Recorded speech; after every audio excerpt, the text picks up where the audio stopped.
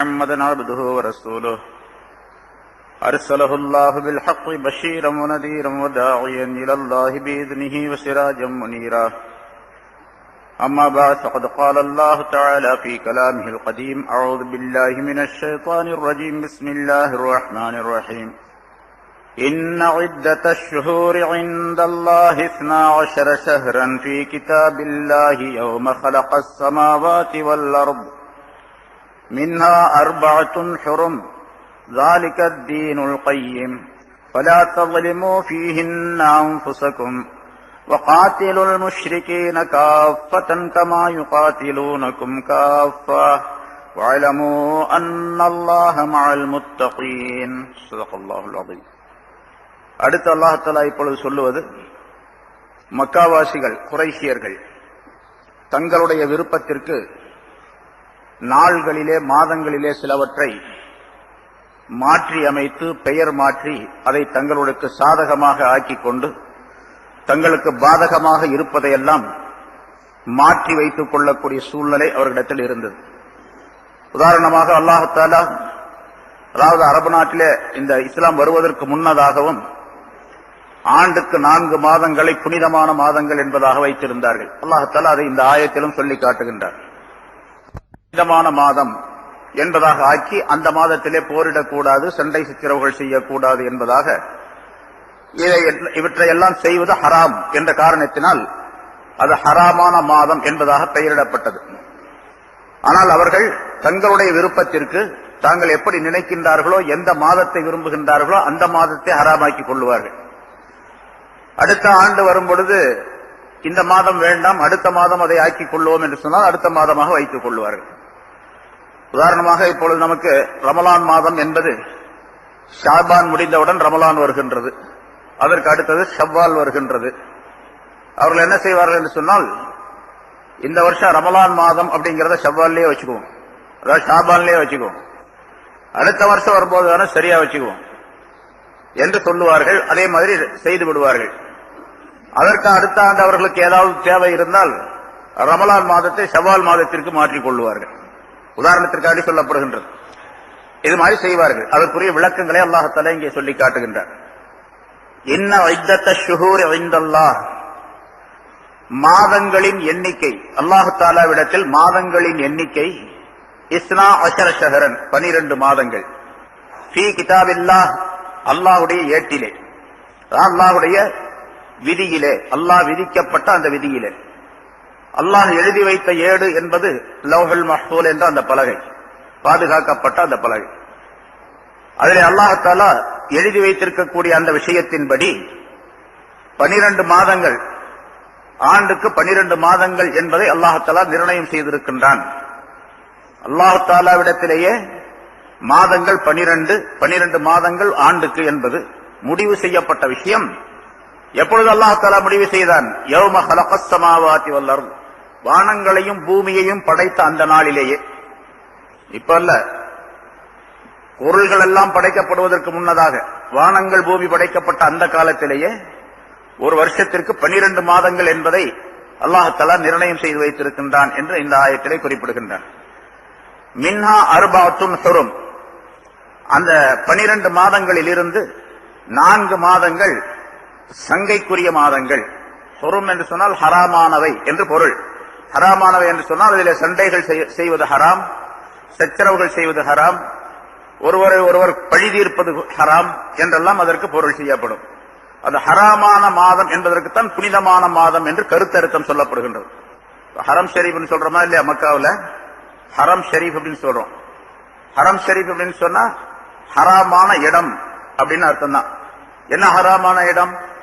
அந்த இடத்துல தீமைகளை செய்வது ஹராம், பாவங்களை செய்வது ஹராம், ஒருவருக்கொருவர் சண்டையிட்டுக் கொள்வது ஹராம், வீண் பேச்சுக்களை பேசுவது ஹராம், அங்கு இருக்கக்கூடிய பிராணிகளை கொல்லுவது ஹராம். யாராவது ஒருவர் நமக்கு தீமைகள் செய்திருந்தால் தீமைக்கு தீமை, பழிக்கு பழி வாங்கலாம் என்ற சட்டம் இருக்கின்றது. ஆனால் அங்கே செய்யக்கூடாது.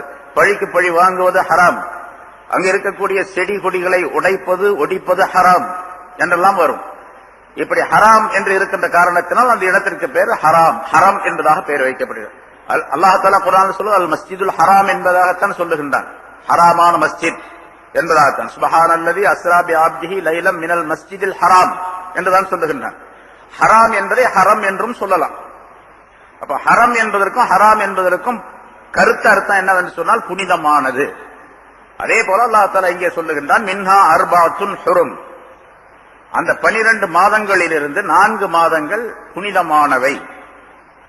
ஸாலிக தீனுல் கையம், இது நேர்மையான மார்க்கம். இப்படி அல்லாஹ் தஆலா அமைத்திருப்பது, ஆண்டுக்கு 12 மாதங்கள் என்று அமைத்திருப்பது நேர்மையான ஒரு மார்க்கம் வழி அது. ஆகவே ஃபலா தظلموا فيهن, அவற்றிலே நீங்கள் அநியாயம் செய்யாதீர்கள். ஃபலா தظلموا فيهن انفسكم, அவற்றிலே உங்களுக்கு நீங்களே அநியாயம் செய்து கொள்ளாதீர்கள் என்பதாக அல்லாஹ் தஆலா குறிப்பிடுகின்றார். இந்த ஆயத்திற்கு நீண்ட விளக்கங்கள், வரலாறுகள் எல்லாம் சொல்லப்பட்டு இருக்கின்றன.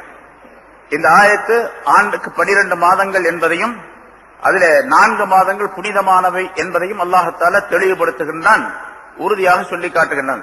இது மக்களால் ஏற்படுத்தப்பட்டதல்ல, அல்லாஹ்வினால் விதியாக்கப்பட்டது என்பதையும் அல்லாஹ் தெரியப்படுத்துகின்றான். அத்தோடு அது எப்பொழுது ஏற்படுத்தப்பட்டது? வானங்கள் பூமியை படைத்திருக்கக்கூடிய படைத்த காலத்திலேயே என்று சொன்னால் அதற்கு முன்னதாகவே அல்லாஹ் தஆலா நிர்ணயம் செய்து விட்டார். எப்படி 12 மாதங்கள் என்பதை என்னெல்லாம் அல்லாஹ் தஆலா குறிப்பிடும் பொழுது காலம் என்பது அல்லாஹு தஆலாவுக்கு சொந்தமானது என்பதை அல்லாஹ் தெரியப்படுத்துகின்றார். காலம் என்பது அல்லாஹ்வுக்கு சொந்தமானது. அதான் ரசூலுல்லாஹி ஸல்லல்லாஹு அலைஹி வஸல்லம் சொன்னார்கள், லா தசுப்புத் தஹர, காலத்தை திட்டாதீர்கள். ஃபஇன்னத் தஹர ஹுவல்லாஹ், காலம் என்பது அல்லாஹ் தான் என்பதாக சொன்னார். ஒருத்தர் காலத்தை திட்டார், பாழா போன காலம் வந்து கெடுத்து போடுச்சு மக்களை அப்படின்னு சொல்றாங்களா இல்லையா? வீணா போன காலம், பாழா போன காலம், அநியாயமான காலமா இருக்குது அப்படின்னு சொன்னா காலத்தை திட்டுவது அல்லாஹ்வை திட்டுவதாக ஆகும் என்பதையும் அல்லாஹ் தஆலா சொல்லி, இந்த கருத்தில் தான் அல்லாஹ் தஆலா லா தசுப்புத் தஹர, காலத்தை திட்டாதீர்கள் என்றும் சொல்லி காட்டுகின்றார்கள். ரசூலுல்லாஹி ஸல்லல்லாஹு அலைஹி வஸல்லம் அவர்கள் பின்னால் அந்த விளக்கங்கள்லாம் சொல்லப்படும். அதாவது எப்படியெல்லாம் அவர்கள் இந்த மாதங்களை பயன்படுத்திக் கொண்டிருந்தார்கள் அரபு நாட்டுக்காரர்கள், பிறகு ரசூலுல்லாஹி ஸல்லல்லாஹு அலைஹி வஸல்லம் எப்படி அதை ஒழுங்குபடுத்தினார்கள் என்பதை பற்றியுள்ள விவரங்கள் இதில் தெரியப்படுத்தப்படுகின்றன. ஸல்லல்லாஹு அலைஹி வஸல்லம் அவர்கள் ஹஜ் செய்யக்கூடிய அந்த நேரத்திலே, ஹஜ்ஜத்துல் விதா 10வது வருஷம், ஹிஜ்ரி 10வது வருஷம், ரசூலுல்லாஹி ஸல்லல்லாஹு அலைஹி வஸல்லம் ஹஜ் செய்தார்கள். ஹிஜ்ரி 9வது ஆண்டு ஹஜ் கடமையாக்கப்பட்டது. ஹஜ் கடமையான விஷயங்கள்ல தொழுகை, நோன்பு, ஜக்காத் இதெல்லாம் கடைசியா வந்தது ஹஜ் தான். ஹஜ் 9வது வருஷம் கடமையாக்கப்பட்டது. கடமையாக்கப்பட்ட உடனே அதை செய்ய வேண்டும். ஆனா இவங்க என்ன பண்ணியிருந்தாங்க, மாதத்தை மாத்தி மாத்தி வச்சுக்கிட்டு இருந்தாங்க. அரபியர்கள், குறைஷியர்கள் மாதத்தை மாத்தி மாத்தி வச்சு ஒவ்வொரு வருஷமும் ஒவ்வொரு மாதம் வரும். ஹஜ்ஜுடைய மாதம் அப்படிங்கிறது குறிப்பா துல்ஹஜ்ஜுடைய மாசம் இப்ப வருது கரெக்டா. துல்ஹஜ்ஜுடைய மாதத்திலும் கூட பிற 8வது நாளில் இருந்து 13வது நாள் வரைக்கும் அல்லது 12வது நாள் வரைக்கும் ஹஜ்ஜுடைய காலம் என்பதாக சொல்லுவோம். ஹஜ்ஜுடைய நாள்கள் 5 நாள் என்பதாக சொல்லுவோம்.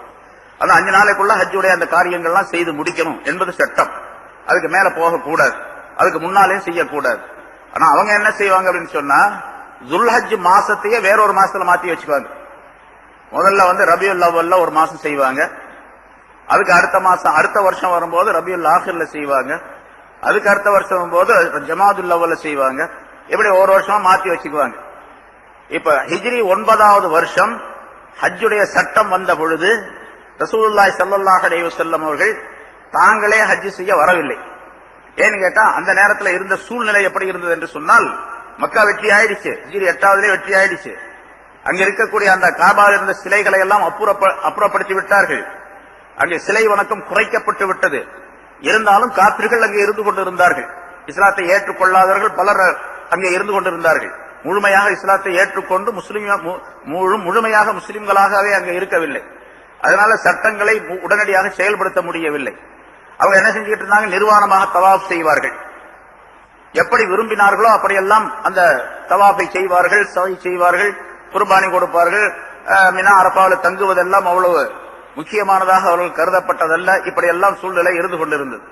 ஆண்கள் பகல் நேரங்களிலும் பெண்கள் இரவு நேரங்களிலும் நிர்வாணமாக தவாப் செய்வார்கள் காபாவை. அதையெல்லாம் ரசூலுல்லாஹி ஸல்லல்லாஹு அலைஹி வஸல்லம் ஆரம்பத்தில் முறியடிக்கவில்லை, ஒழிக்கவில்லை. அங்க இருக்கக்கூடிய சிலைகளை எல்லாம் அகற்றினார்கள். அதற்கு பிறகு வேறு போர் நிகழ்ச்சிகள் ஏற்பட்டன. அதனால் ரசூலுல்லாஹி ஸல்லல்லாஹு அலைஹி வஸல்லம் புறப்பட்டு சென்று விட்டார்கள். அங்கே உள்ள நிர்வாகத்தை மட்டும் சீர் செய்து விட்டு சென்று விட்டார்கள். இப்பொழுது 9வது ஆண்டு ஹஜ் கடமையாக்கப்பட்ட நேரத்திலே ரசூலுல்லாஹி ஸல்லல்லாஹு அலைஹி வஸல்லம் அவர்கள் ஹஜ்ரத் அபூபக்கர் சித்திக் ரலியல்லாஹு தஆலா அன்ஹு அவருடைய தலைமையில ஒரு 300 பேர் கொண்ட ஒரு குழுவை ஹஜ்ஜுக்காக வேண்டி அனுப்பி வைத்து ஹஜ் எப்படி செய்ய வேண்டும் என்ற விதிமுறைகளை எல்லாம் சொல்லிக் கொடுத்தார்கள். தவாப் செய்வது, சஅய் செய்வது, அத்தோடு அந்த அங்க இருக்கக்கூடிய அந்த மக்கள் இதுக்கு பின்னால் இந்த ஹரம் ஷரீஃபில ஷிர்கான விஷயங்கள் நடைபெறக்கூடாது என்பதையும் அல்லாஹ் தஆலா சொல்லி காட்டி ஆயத்துல சொன்னான், ஆயத்தை இறக்கினான். அந்த ஆயத்துடைய விஷயங்களை எல்லாம் ஹஜ்ரத் அலி ரலியல்லாஹு தஆலா அவர்களிடத்திலே சொல்லிக் கொடுத்து அதை பிரகடனப்படுத்துமாறு ரசூலுல்லாஹி ஸல்லல்லாஹு அலைஹி வஸல்லம் அவர்கள் அனுப்பி வைத்தார்கள். 300 பேர் கொண்ட ஒரு குழுவை ஹஜ்ரத் அபூபக்கர் சித்திக் ரலியல்லாஹு தஆலாவுடைய தலைமையிலே அனுப்பி வைத்தார்கள். அப்படி அனுப்பி வைத்து அவர்கள் வந்து ஹஜ் செய்த அந்த காலம் இருக்கின்றதே, அது அரபியர்கள் இப்படி மாத்தி மாத்தி செய்து அந்த வருஷம் வந்து துல்காதா மாதத்துல அவங்க ஹஜ் செய்யக்கூடிய சட்டம் வைத்திருந்தார்கள். அரபு நாட்டுக்காரர்கள், அந்த குறைஷியர்கள் அந்த வருஷத்துல அவங்க ஹஜ் செய்யக்கூடிய காலம் என்பது துல்காதா மாதம் வந்தது. அதையும் ரசூலுல்லாஹி ஸல்லல்லாஹு அலைஹி வஸல்லம் மாத்தல. எப்படி சொன்னார்களோ, எப்படி அவர்கள் கையாண்டு வருகின்றார்களோ அந்த முறைப்படிக்க துல்காதா மாதத்திலே ஹஜ் செய்துவிட்டு திரும்பி சென்று விட்டார்கள் ஹஜ்ரத் அபூபக்கர் சித்திக் ரலியல்லாஹு தஆலா அவர். அதற்கு அடுத்த வருஷம் 10வது வருஷம் ரசூலுல்லாஹி ஸல்லல்லாஹு அலைஹி வஸல்லம் அவர்கள் ஹஜ்ஜுக்கு வந்தார்கள். ஹஜ்ஜுக்கு வந்த பொழுது முறைகளை, அதாவது அடுத்த வருஷம் இவங்க மாத்தினபடி ஒவ்வொரு வருஷம் ஒரு மாசத்தை தள்ளி தள்ளி போட்டுட்டே வருவாங்க. அவங்களுடைய கணக்கு படிக்க ரசூலுல்லாஹி ஸல்லல்லாஹு அலைஹி வஸல்லம் அந்த 10வது வருஷம் துல்ஹஜ்ஜுடைய மாசம் வந்துருச்சு, சரியா வந்துருச்சு. அவங்க கணக்கு படிக்க சரியா வந்துருச்சு. ஓ, நம்ம கணக்கு படிக்க சரியா செய்யறாரு முஹம்மது ஸல்லல்லாஹு அலைஹி வஸல்லம் அப்படின்னு அவங்க நினைச்சுக்கிட்டாங்க. ஆனா உண்மையிலேயே ஹஜ் செய்யக்கூடிய காலம் எப்போ? துல்ஹஜ்ஜுடைய மாசம் தான் செய்யறது. அந்த மாசத்துக்கு சரியாக வந்து விட்டது. இன்னொரு ஹிக்மத், ஒரு நுணுக்கமான விஷயம் என்னவென்று சொன்னால், ரசூலுல்லாஹி ஸல்லல்லாஹு அலைஹி வஸல்லம் அவர்கள் 9வது வருஷம் வராததுக்கு காரணமும் இந்த காரணமாக இருக்கின்றது. அந்த 9வது வருஷம் வந்திருந்தாங்க துல்காதா மாசத்துல இவங்க சொல்றபடி இவங்க செய்தபடிக்கு வந்திருக்கும். ஆனா அடுத்த வருஷம் வந்ததுனால துல்ஹஜ்ஜுடைய மாசத்துல வந்துச்சு.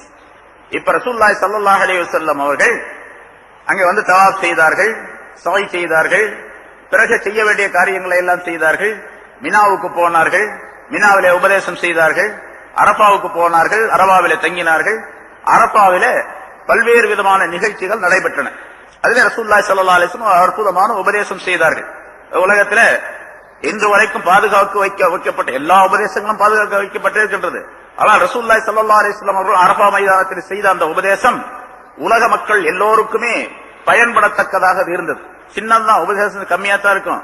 ஒரு பேப்பர்ல எழுதணும்னா ஒரு பக்கம் தான் வரும், அவ்வளவுதான். ஆனா அந்த உபதேசம் உலக மக்கள் அனைவருக்கும் தேவைப்படக்கூடியதாகவும் எல்லா மதத்தினரையும் ஆதரித்து அவர்களுக்கு வேண்டியதை செய்ய வேண்டும் என்ற ஒரு நிலையும், மனிதன் தன்னை பெருமைப்படுத்திக் கொள்ளக்கூடாது என்பதையும், மனிதன் அல்லாஹ் தஆலாவுடைய அடிமைகளாக வாழ வேண்டும் என்பதையும் ரசூலுல்லாஹி ஸல்லல்லாஹு அலைஹி வஸல்லம் அவர்கள் அந்த உரையிலே சொல்லி காட்டினார்கள். நீண்ட ஒரு உபதேசம், மிக சுருக்கமாக இருந்தாலும் கூட நீண்ட கருத்துக்களை கொண்டது. அந்த உபதேசத்திலே ரசூலுல்லாஹி ஸல்லல்லாஹு அலைஹி வஸல்லம் அவர்கள் சொன்னார்கள், தங்களுடைய ஒட்டகையின் மீது இருந்து கொண்டு அந்த உபதேசத்தை செய்கின்றார்கள். அதிலே ஒரு வாசகம், அலா இன்ன ஸமான கத் இஸ்ததார கஹைஅத்திஹி யௌம கலகஸ் ஸமாவாதி வல் அர்த். அறிந்து கொள்ளுங்கள், காலம் என்பது வானங்கள் பூமி படைக்கப்பட்ட நாளிலே எப்படி அதனுடைய அமைப்பு இருந்ததோ அதே போன்றுதான் அது சுழன்று சுழன்று வந்து கொண்டே இருக்கின்றது. காலம் என்பது சுழன்று வந்து கொண்டே இருக்கின்றது. எப்ப ஆரம்பத்தில் அல்லாஹ் தஆலா வானங்கள் பூமியை படைக்கும் பொழுது எந்த நிலையிலே இருந்ததோ, எந்த தோற்றத்திலே அமைப்பிலே இருந்ததோ அதே போன்றுதான் சுழன்று வந்து கொண்டு இருக்கின்றது. இந்த வாசகத்தின் மூலமாக தெரியப்படுத்துகின்றார்கள், இந்த அரபு நாட்டுக்காரர்கள் குறைஷிகள் செய்வது தவறு. ஒரு மாதத்தை, ஒரு மாதத்துடைய பெயரை இன்னொரு மாதத்திற்கு கொடுத்து, இன்னொரு மாதத்துடைய பெயரை இன்னொரு மாதத்திற்கு கொடுத்து இப்படியே செய்து கொண்டு வருவது தவறு. அல்லாஹ் தஆலா ஆரம்பத்தில் எப்படி ஏற்படுத்தினானோ, எப்படி அமைத்தானோ அதுபோன்றே இந்த காலம் சுழன்று வந்து கொண்டே இருக்கின்றது என்பதாக சொல்லிவிட்டு சொன்னார்கள், அஸ்ஸனத்து இஸ்னா ஆஷர ஷஹரன், வருஷம் என்பது 12 மாதங்களை கொண்டது. மின்ஹா அர்பஅத்துன் ஹுரும், அதிலே 4 மாசங்கள் சங்கைக்குரிய மாசங்கள். ஸலாசத்துன் முத்தவாலியாத், 3 மாதங்கள் தொடராக வரக்கூடியவை. துல்காதா, துல்ஹஜ், முஹர்ரம் ஆகிய 3 மாதங்கள். வ ரஜபு முலர், முலர் என்ற அந்த கூட்டத்தாருடைய ரஜபு மாதம் பைனல் ஜுமாதி வ ஷாபான், ஜமாதுல் அவல் ஜமாதுல் ஆஹிருக்கும் ஷாபானுக்கும் மத்தியிலே உள்ள மாதம் தான் ரஜபுடைய மாதம் என்பதாகும். சும்மா கால பிறகு கேட்டார்கள், இந்த இடத்துல 4 மாதங்கள் ஹராமான மாதங்கள், புனிதமான மாதங்கள் அப்படின்னு சொல்லும் போது 4 மாதங்கள் தொடராக இல்லை, 3 மாதங்கள் தொடராக இருக்கின்றன. துல்காதா, துல்ஹஜ், முஹர்ரம். ரஜப் என்பது ஷாபானுக்கு முன்னதாக, ஜமாதுல் ஆஹிருக்கு அடுத்ததாக வரக்கூடிய மாதம். இப்ப அங்க அரபு நாட்டில ரபியா என்று ஒரு கூட்டத்தார் இருந்தார்கள். அவங்கதான் இந்த மாதிரி வேலையெல்லாம் செஞ்சுக்கிட்டு இருந்தாங்க. இந்த ரஜபு மாதத்தை வேறொரு மாதத்திலே தள்ளி போட்டார்கள். ரஜப் மாதம் வரும்போது இந்த மாதத்தை ரபியுல் அவ்வலாக வைத்துக் கொள்வோம், அடுத்த மாசத்தை ரஜபாக வைத்துக் கொள்வோம் என்பதாக சொன்னார்கள்.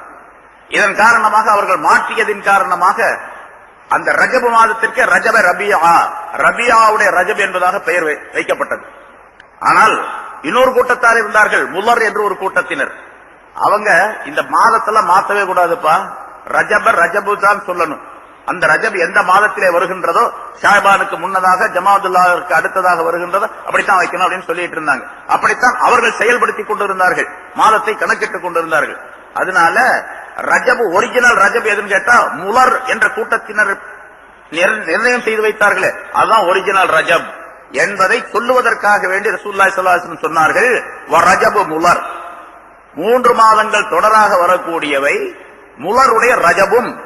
அந்த ரஜபை பற்றி ரசூலுல்லாஹி ஸல்லல்லாஹு அலைஹி வஸல்லம் சொல்லும் பொழுது குறிப்பிட்டே சொல்லுகின்றார்கள், பைன ஜுமாதி வ ஷாபான். ஜமாதுல் அவ்வல், ஜமாதுல் ஆஹிர். நம்ம ஜமாதுல் அவ்வல், ஜமாதுல் ஆஹிர்னு சொல்றோம். அசல்ல ஜுமாதா அல்லது ஜுமாதி என்று சொல்லப்படும்.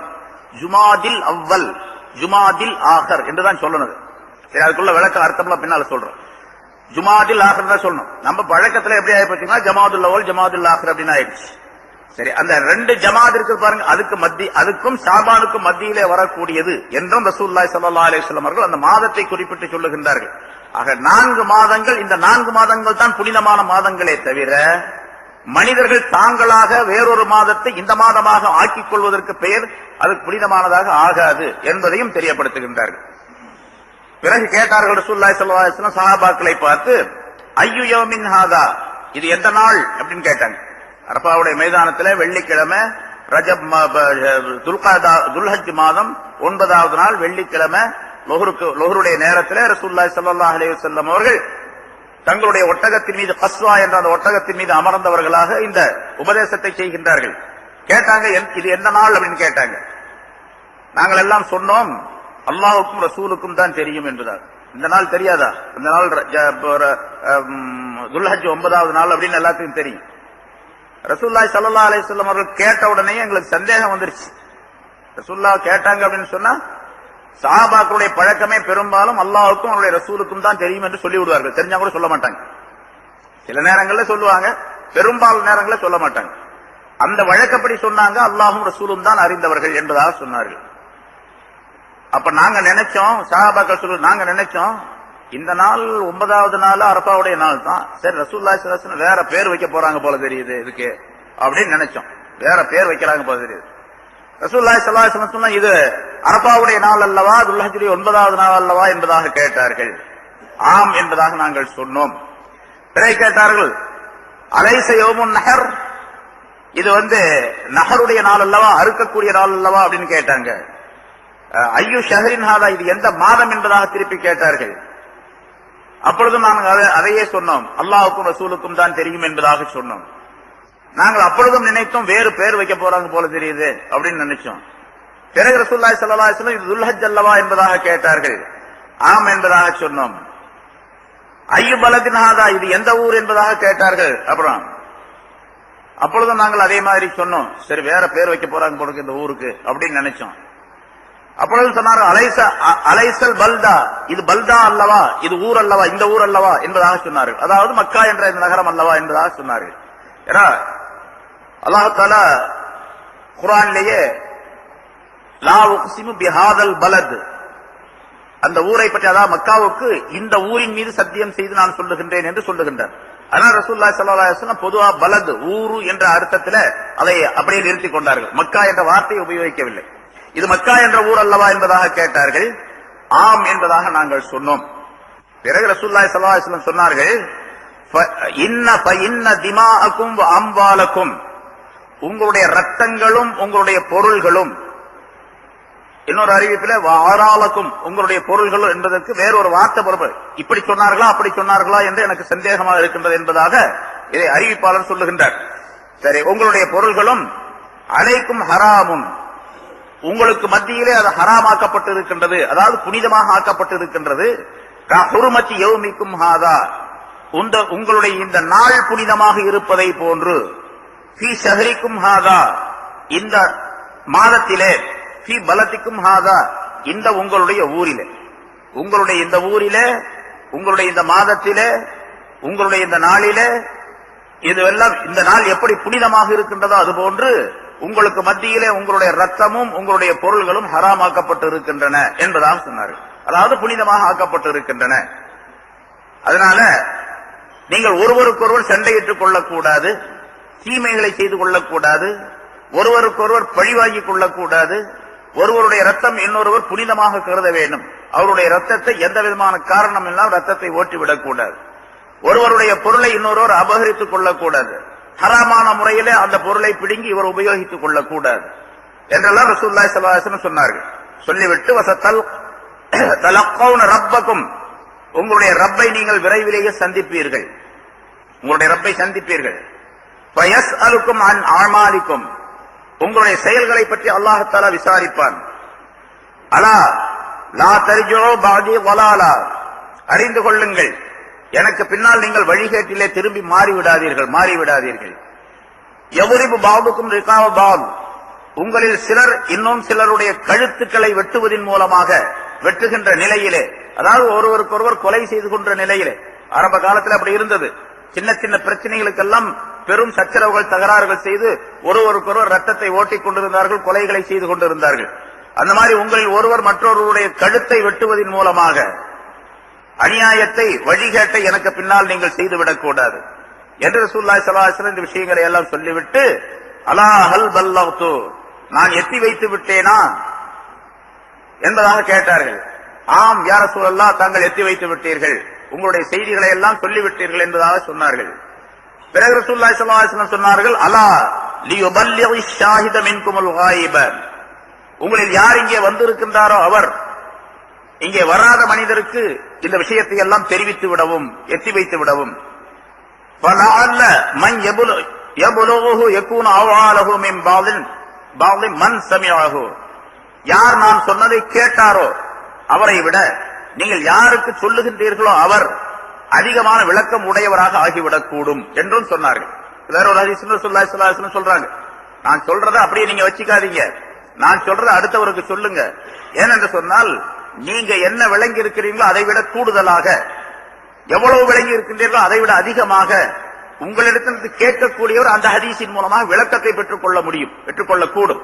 அதனால நான் சொல்லுவதை அடுத்தவருக்கு சொல்லிவிடுங்கள் என்றும் ரசூலுல்லாஹி ஸல்லல்லாஹு அலைஹி வஸல்லம் அவர்கள் சொல்லி, அந்த மாதத்தினுடைய அந்த நாளுடைய சிறப்பை, காலத்தினுடைய சிறப்பை ரசூலுல்லாஹி ஸல்லல்லாஹு அலைஹி வஸல்லம் அவர்கள் அங்க மக்களுக்கு உணர்த்தினார்கள். ஆக இந்த ஆயத்து வந்த நேரத்தில் வந்த பொழுது இந்த விஷயங்களை எல்லாம் ஹஜ்ரத் ரசூலுல்லாஹி ஸல்லல்லாஹு அலைஹி வஸல்லம் அவர்கள் அரபாவுடைய மைதானத்தில் மக்களுக்கு தெரியப்படுத்தினார்கள் என்பதாக குறிப்பிடப்படுகின்றது. சரி, இப்போ அவர்கள் ஒரு மாசத்தை இன்னொரு மாசத்துக்கு பெயராக ஆக்கி, ஒரு மாதத்துடைய பெயரை இன்னொரு மாதத்திற்கு கொடுத்து, அவர்கள் தங்களுடைய சௌகரியத்திற்கு அந்த விஷயத்தை செய்து கொண்டிருந்தார்கள். இது கூடாது என்பதை அல்லாஹ் தஆலா தெரியப்படுத்துகின்றான். இங்கே பொதுவாக இந்த மாதங்கள் ஏற்படுத்தப்பட்டதனுடைய விளக்கம், அரபியர்கள் முஹர்ரம், சஃபர், ரபியுல் அவ்வல் என்று பெயர் வைத்திருக்கின்றார்கள். இந்த பெயர் வைக்கப்பட்டதற்கு காரணம், ஆரம்ப காலத்தில் அரபினுடைய மொழி தோன்றக்கூடிய ஆரம்ப காலத்திலேயே எந்த காலத்திலே ஆரம்பமாக ஏற்பட்டதோ அந்த நேரத்திலே காலங்கள் எப்படி இருந்ததோ அதை கருத்திலே வைத்து அந்த பெயரை அமைத்திருக்கின்றார்கள். அது காலங்கள் மாறினாலும் கூட, சூழ்நிலைகள் மாறினாலும் கூட, கால சூழ்நிலைகள், அதாவது காலத்தினுடைய மாறுபாடுகள் ஏற்பட்டாலும் கூட அந்த பெயர் அப்படியே நிலைத்திருக்கின்றது. இங்கே முதல் மாதம், அரபு மாதத்திலே முதல் மாதம் முஹர்ரம் என்பது, முஹர்ரம் என்று சொன்னால் ஹராமாக்கப்பட்டது என்பதாக பொருளாகும். இது ஆரம்ப காலத்திலேயே இது ஹராமான மாதம், இந்த மாதத்திலே சண்டை சச்சரவுகளை செய்யக்கூடாது, வீண் விரயங்களை செய்யக்கூடாது, ஒருவருக்கொருவர் வெட்டி கொள்ளக்கூடாது, கொலை செய்யக்கூடாது என்றெல்லாம் அவர்கள் தங்களுக்கு தாங்களே ஒரு விதிமுறையை ஏற்படுத்திக் கொண்டிருந்தார்கள். அதன் காரணமாக அந்த மாசத்துக்கு பெயர் முஹர்ரம், ஹராமாக்கப்பட்ட மாதம் என்று பெயர் வைத்தார்கள். அந்த பெயர் அப்படியே நிலைத்திருக்கின்றது. பிறகு அல்லாஹ் தஆலாவுடைய விஷயத்தில், அல்லாஹ் தஆலாவுடைய தீர்ப்பிலும் அதே மாதிரி பெயர் ஏற்படுத்தப்பட்டு இருக்கின்றது என்பதை குறிப்பிடுகின்றார்கள். அது ஹராமாக்கப்பட்ட மாதமாக இருந்த காரணத்தினால் முஹர்ரம் என்று பெயர் வைக்கப்பட்டது.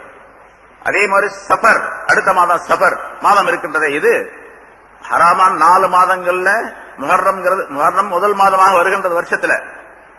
ஆனா அவங்க வைக்கக்கூடிய அந்த கணக்கு படிக்கு முஹர்ரம் முதலாக இருந்தாலும் கூட அடுத்த மாசத்துல அவங்க உடனடியாக போருக்கு புறப்பட்டு விடுவார்கள். முஹர்ரம் முடிஞ்ச உடனே ஹராமாக்கப்பட்ட 4 மாதங்கள் அப்படின்னு சொல்லும் போது அதல்ல முதல் மாதமாக வைக்கப்பட்டது துல் ஆதா, அதுக்கு அடுத்தது துல் ஹஜ், அடுத்ததான் 3ஆவதாகத்தான் முஹர்ரம் மாதத்தை வைத்திருந்தார்கள். முஹர்ரம் மாதம் முடிஞ்ச உடனே என்ன பண்ணுவாங்கன்னு கேட்டா, இதுவரைக்கும் ரொம்ப கஷ்டப்பட்டு தங்களை தற்காத்துக் கொண்டிருப்பார்கள். ரொம்ப சிரமமா இருக்கு அவங்களுக்கு. ஏன்னா அரபுக்காரர்கள் எப்படி வழக்கமுடையவர்கள் என்று சொன்னால் அடிக்கடி பிரயாணம் செல்லக்கூடியவர்கள், வெளிநாடுகளுக்கு வெளி ஊர்களுக்கு அதிகமாக பிரயாணம் சென்று கொண்டிருந்தார்கள்.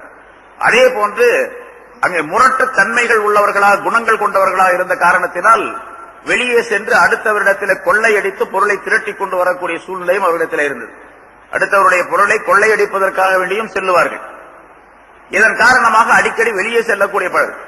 வெளியே செல்லாமல் ஊரிலேயே வீட்டிலேயே இருந்து கொள்வது என்பது அவர்களுக்கு ரொம்ப கஷ்டமா இருக்கும். இப்ப துல்கஅதா மாசத்துல அப்படி இருந்தாங்க, தங்களுக்கு தாங்களே அந்த விதிமுறையை ஏற்படுத்தி கொண்டிருந்தார்கள். துல்ஹஜ்ல இருந்தாங்க, முஹர்ரம் மாசம் முழுவதா 3 மாசம் 90 நாள் அப்படி இருக்கிறது ரொம்ப பெரிய கஷ்டம். இந்த 90 நாள் எப்படா முடியும், முஹர்ரம் எப்ப முடியும் பார்த்துக்கிட்டே இருப்பாங்க. முடிஞ்ச உடனே ஓடி போயிடுவாங்க வெளியே. எல்லா மனிதர்களும் பெரும்பாலும் வீட்டை காலி பண்ணிட்டு, சில பேர் பெண்கள் இருப்பாங்க, இன்னும் சில பேர்கள் என்ன பெண்களையும் சேர்த்து கூட்டு போவாங்க, குழந்தைகளையும் சேர்த்து கூட்டு போவாங்க. சில வீடுகளில் பெண்கள் குழந்தைகள் இருப்பாங்க. ஆனா பெரும்பாலான வீடுகள் காலியா இருக்கு, மனிதர்கள் இருக்க மாட்டாங்க. சஃபர் அப்படின்னு சொன்னா சிஃபர் என்பதிலிருந்து வந்தது. சிஃபர் அப்படின்னு சொன்னாவே காலின்னு அர்த்தம்.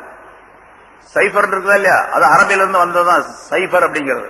சைஃபர்னா வட்டம், அதாவது ஜீரோ, ஜீரோவுக்கு சைஃபர்னு சொல்றது இல்லையா. அந்த சைஃபர்ங்கிறது சிஃபர் என்ற வார்த்தை இருந்து அரபியில ஜீரோவுக்கு பேர் சிஃபர் தான். 1 0 அப்படின்னு போட்டா 1 0 போட்டா 10 அப்படின்னு சொல்லுவோம். அரபியில சொல்லும் போது வாஹித் சிஃபர் அப்படின்னு சொல்லுவாங்க. அதனால சஃபர் அப்படின்னு சொன்னா காலியானது அப்படின்னு அர்த்தம். என்ன காலியானது? வீடு பூரா காலியா இருக்கும், ஊர் பூரா காலியா இருக்கும், எந்த மனிதர்களும் இருக்க மாட்டார்கள், எல்லாம் வெளியே போயிடுவாங்க. எதுக்காக வேண்டி போவாங்க? வியாபாரத்துக்காக வேண்டிய, கொள்ளை அடிக்கிறதுக்காக வேண்டிய, வேறு பிரயாணத்திற்காக, எதுக்காக வேண்டி போயிடுவாங்க? சண்டை சச்சரவுக்காக வேண்டிய போயிடுவாங்க. அதனால காலியா, அதனால சஃபர் என்று அந்த பெயரிடப்பட்டது 2வது மாதம். அதே மாதிரி 3வது மாதம் ரபியுல் அவ்வல் என்று பெயர் வைக்கப்பட்டது. ரபி அப்படின்னு சொன்னா வசந்த காலம் அப்படின்னு அர்த்தம். மழை காலம் வருது, பனிகாலம் இருக்குது, வெயில் காலம் இருக்குது. இது அல்லாத ஒரு மீடியமா நடுநிலையாக இருக்கக்கூடிய காலத்துக்கு போய் வசந்த காலம். 4 பருவங்கள் அப்படின்னு நம்ம சொல்றோம். அதுல வசந்த பருவம், வசந்த கால பருவம் அப்படின்னு சொல்லி சொல்லுவோம். அதனால பார்த்தா ரொம்ப அழகா இருக்கும் அந்த காலத்தினுடைய, அந்த காலத்தினுடைய நிலை, சூழ்நிலை. அதாவது குளிரும் இருக்காது, வெயிலும் இருக்காது, நடுநிலையாக இருக்கும். அந்த மாதிரி ஒரு காலம் ஏற்பட்டதின் காரணமாக அந்த நேரத்தில் ரபியு என்று பெயர் வைத்தார்கள். அந்த காலம் கிட்டத்தட்ட 2 மாசம் நீடிச்சிருந்துச்சு. அந்த மாதிரி வசந்த காலம் அப்படிங்கிறது முன் வசந்தம் பின் வசந்தம் என்பதாக பெயர் வைத்தார்கள் அவர்கள். அதனால ரபியுல் அவ்வல் ரபியுல் ஆகிர் என்பதாக பெயர் வச்சாங்க. முன் வசந்தம் பின் வசந்தம் என்று அதற்கு பெயர். முன் வசந்தம் அப்படிங்கிறது அந்த 1 மாசம் ரபியுல் அவ்வல், பிறகு ரபியுல் ஆகிர் என்பதாக பெயர் வைத்தார்கள். அதே மாதிரி அந்த வசந்த காலம் முடிஞ்ச உடனே பனிகாலம் ஆரம்பமாயிடும். பனிகாலம் ஆரம்பம் உடனே தண்ணீர் எல்லாம் உறைஞ்சு போயிடும், எண்ணெய் எல்லாம் உறைஞ்சு போயிடும். அப்படி உறையக்கூடிய காலமாக இருந்த காரணத்தால் உறைதல் உடைய காலம் என்பதற்காக வேண்டி ஜுமாதா அல்லது ஜுமாதி என்பதாக வைத்தார்கள். ஜமத் அப்படின்னு சொன்னா உறைஞ்சு போவதுன்னு அர்த்தம், உறையிறது. தண்ணீர் உறைஞ்சு போறதுக்கு பேர் ஜமத். ஜமதல் மா, தண்ணீர் உறைந்து விட்டது அப்படின்னு சொல்லுவோம். அது மாதிரி ஜுமா, அந்த தண்ணி, அந்த மாதிரி குளிர்காலம் அப்படிங்கிறது கிட்டத்தட்ட 2 மாசம் இருந்துச்சு அந்த காலத்துல. 2 மாசம் வரைக்கும் இருக்கு அந்த பனிகாலம். அப்படி கடுமையான பனிகாலம் 2 மாசம் இருக்கு. இப்போ இருக்குது டிசம்பர்லயும் ஜனவரிலயும் ஃபுல்லா இருக்குது, நம்ம பாக்குறோம். இது மாதிரி அந்த காலத்துல அவங்க ஏற்படுத்திய அந்த காலத்துல பனி உறையக்கூடிய காலமாக அது இருந்த காரணத்தால் அது முன் பனி உரை காலம், பின் பனி உரை காலம் என்பதாக வைத்தார்கள். ஜுமாதில் அவ்வல் ஜுமாதில் ஆகிர் என்பதாக பெயர் வைத்தார்கள். அதற்கு அடுத்ததாக ரஜப் மாசம். இந்த ரஜப்ங்கிறது தான் அங்க ரஜப் முதல் அப்படின்னு சொன்னோம். இப்ப ஜமாதில் ஆகிருக்கும் அடுத்து வரக்கூடிய ஷாபானுக்கு மத்தியில உள்ள ரஜப் மாசம். ரஜப் அப்படின்னு சொன்னா கண்ணியத்திற்குரியது அப்படின்னு அர்த்தம். தர்ஜீப், தாசீம், கண்ணியப்படுத்துதல் அப்படிங்கிறது. அந்த மாசத்தை கண்ணியப்படுத்தி அதுல சண்டை சச்சரவு செய்யக்கூடாது அப்படிங்கிறதுக்காண்டி ரஜப் என்று பெயர் வைத்தார்கள். ரஜப் மாதத்தில் எந்த பெயர்கள் சொல்லப்பட்டு இருக்கின்றது. ஒரு அறிவிப்பின்படி சொர்க்கத்திலே ஒரு ஆறு இருக்கின்றது, ரஜப் என்று ஒரு ஆறு. அந்த ஆற்றுக்கு பெயர் ரஜப் என்று பெயர். அந்த ரஜப் என்ற ஆறு, அதனுடைய நீர் ரொம்ப இனிமையாக இருக்கும், சுவையாக இருக்கும், பாலை விட வெண்மையாக இருக்கும், தேனை விட இனிமையாக இருக்கும் எல்லாம் சொல்லப்படுகின்றது. ரஜப் மாதத்தை யார் பேடுதலாக ஆக்கி அதை புனிதமான மாதம் என்று அல்லாஹ் ஆக்கி வைத்ததற்கு இணங்க தங்களுடைய வாழ்க்கையை புனிதமாக ஆக்கிக் கொள்ளுகின்றார்களோ, நல்ல அமல்களை எல்லாம் நிறைய செய்கின்றார்களோ, அப்படிப்பட்டவர்களுக்கு அந்த ஆற்றில் இருந்து பருகுவதற்கு நீர் கொடுக்கப்படும் என்பதாக சொல்லப்பட்டிருக்கின்றது. அப்படியும் ஒரு கருத்து. சரி, இங்க அவங்க குறைஷியர்கள் வைக்கும் பொழுது, அரபுக்காரர்கள் வைக்கும் பொழுது ரஜப் என்பது அவர்கள் கண்ணியப்படுத்திய காரணத்தால் கண்ணியப்படுத்துதல் என்ற அர்த்தத்திலே ரஜப் என்று பெயர் வைத்தார்கள். ஷாபான் அதே மாதிரி அந்த ரஜப் முடிந்தவுடனே ஷாபான் மாதம் ஆரம்பம். ரஜப் ஒரு மாசம் கடையில வருது, அதனால சும்மா இருப்பாங்க, எந்த வேலையும் செய்ய மாட்டாங்க, எங்கேயும் போக மாட்டாங்க, யாரையும் அடிக்க மாட்டாங்க, யாரையும் திட்ட மாட்டாங்க, யாருக்கு பத்தியில சச்சரவுகள் இருக்காது, எந்த விதமான பிரச்சனையும் இருக்காது. எல்லாரும் கத்தி, வாளு, ஈட்டி, அந்த ஆயுதங்கள் பூராத்தையும் தூக்கி போட்டுருவாங்க வீட்டுல ஒரு மூலையில. யாருமே கையில ஆயுதம் வச்சிருக்க மாட்டாங்க, எல்லாருமே நிம்மதியாக இருப்பாங்க. முடிஞ்ச உடனே அங்க எப்படி சஃபர், வீடெல்லாம் காலி பண்ணிட்டு போயிடுறது சஃபர்னு சொன்னோம், எல்லாம் காலியா போய் இருக்கு. அது மாதிரி ஷாபான் அப்படின்னு சொன்னா பிரிந்து செல்லுதல் அப்படின்னு அர்த்தம். பிரிந்து செல்லு, எல்லாரும் பிரிஞ்சு பிரிஞ்சு போயிடுவாங்க, ஒருத்தர் எல்லாம் கூட்டமா இருக்க மாட்டாங்க. எல்லாம் ஒரு ஊர்ல மக்கள் எல்லாம் கூட்டமா இருந்தவங்க, அவங்க ஊர்ல அவங்க வீட்டுல கூட்டமா இருந்து கொண்டு இருந்தவர்கள் பிரிஞ்சு பிரிஞ்சு போயிடுவாங்க. ஷாபான் அப்படின்னு சொன்னா பிரிந்து செல்லுதல், பலவாறாக பிரிந்து செல்லுதல் என்பதாக பொருளாகும். அப்ப பிரிந்து சென்று விடுவார்கள், வியாபாரத்திற்காக வேண்டியோ, பொருளை கொள்ளையடிப்பதற்காக வேண்டியோ, சண்டைக்காக வேண்டியோ, அடுத்தவரை பழி வாங்குவதற்காக வேண்டியோ, அதுக்காக வேண்டி போயிடுவாங்க. அதனால ஷாபான்கிற பேர் வச்சார். சரி, அடுத்தது ரமலான். ரமலான் அவங்க வைக்கக்கூடிய காலத்துல கடுமையான வெயில் காலமா இருந்துச்சு. ரமலான் அப்படின்னாலே கரிக்குதல் அப்படின்னு அர்த்தம். கரிக்குதல், நெருப்பில் இட்டு கரிக்குதல். நெருப்புல போட்டு கரிக்கிற மாதிரி சூடா இருக்கும் அந்த காலம் இருந்துச்சு, அந்த காலம். அதனால அதுக்கு பேர் ரமலான்னு வச்சாங்க. ஆனா நம்ம இப்ப சொல்லுவோம், ரமலான் மாதத்திலே பாவங்கள் எல்லாம் கரிக்கப்படும். யார் ரமலான் மாதத்தை கண்ணியப்படுத்தி ரமலானில் செய்ய வேண்டிய காரியங்களை எல்லாம் ஒழுங்காக சரியாக செய்வாரே, ஆனால் அவருடைய பாவங்கள் எல்லாம் கரிக்கப்பட்டு விடும். பாவங்கள் கரிக்கப்பட்ட மனிதராக இந்த உலகத்தில் ஆக்கப்பட்டு விட்டால் ஆகிரத்திலே நெருப்பு கரிக்காது, நரக நெருப்பு அவரை கரிக்காது என்பதாக சொல்லுவோம். சரி, இங்க ரமலான்ங்கிறது அந்த காலத்திலே கடுமையான உஷ்ணம், சூடு இருந்த காரணம் தான் அதுக்கு ரமலான். கரிக்கப்படக்கூடிய காலம், வெயிலினால் கரிக்கப்படக்கூடிய நிலை உள்ள காலம் என்பதாக பெயர் வைத்தார். அதே மாதிரி ஷவ்வால். அடுத்தது ஷவ்வால் அப்படிங்கிறது அவங்க இந்த ஒட்டகத்தில சவாரி செய்யக்கூடிய பழக்கம் நிறைய இருந்தது அவர்கள். ஷவ்வால் அப்படிங்கிறதுக்கு ஷாலத்தில் இப்லு பி அதுனாபிஹா,